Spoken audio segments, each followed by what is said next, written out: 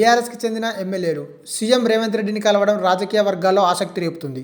మెదక్ జిల్లాలోని నర్సాపురం ఎమ్మెల్యే సునీత లక్ష్మారెడ్డి నేతృత్వంలో దుబ్బాక ఎమ్మెల్యే కొత్త Prabhakar Reddy, Patancheru MLA Mahipal Reddy, Zaheerabad MLA Manikrao CM Revanth రెడ్డిని కలిశారు. సునీత లక్ష్మారెడ్డి గతంలో కాంగ్రెస్ ప్రభుత్వంలో పార్టీలోనూ పనిచేశారు. ఆమె నేతృత్వంలో బీఆర్ఎస్ ఎమ్మెల్యేలు రేవంత్ రెడ్డిని కలవడంతో బీఆర్ఎస్ నుంచి కాంగ్రెస్లోకి వలసలు మొదలవబోతున్నట్టుగా చర్చలు సాగుతున్నాయి.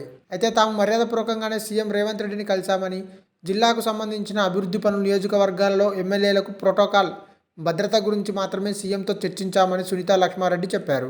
రాజకీయాల గురించి ఎటువంటి చర్చ జరగలేదని చెప్పారు.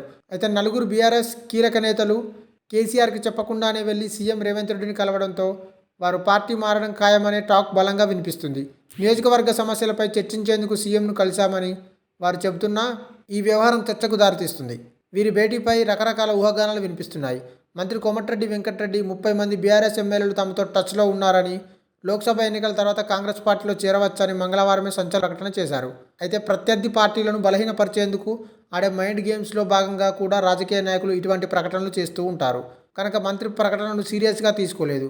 కానీ వెంటనే బీఆర్ఎస్ ఎమ్మెల్యేలు కలవడంతో పలు ఊహాగానాలు వినిపించాయి. అయితే వాటికి నలుగురు ఎమ్మెల్యేలకు లాటరీ ఇచ్చారు. విపక్ష ఎమ్మెల్యేలతో సీఎం భేటీ కావడంపై సానుకూల స్పందనలు వినిపిస్తున్నాయి. గతంలో కేసీఆర్ సీఎంగా ఉన్నప్పుడు సొంత పార్టీ ఎమ్మెల్యేలే కలవలేకపోయేవారు. ఇప్పుడు రేవంత్ సీఎం అయ్యాక విపక్ష నేతలను కూడా కలవడంతో నాయకుడు అంటే ఇలానే ఉండాలనే టాక్ వినిపిస్తుంది. ఈ వీడియో మీకు నచ్చినట్టయితే లైక్ చేయండి, షేర్ చేయండి, కమెంట్ చేయండి, సబ్స్క్రైబ్ చేయండి.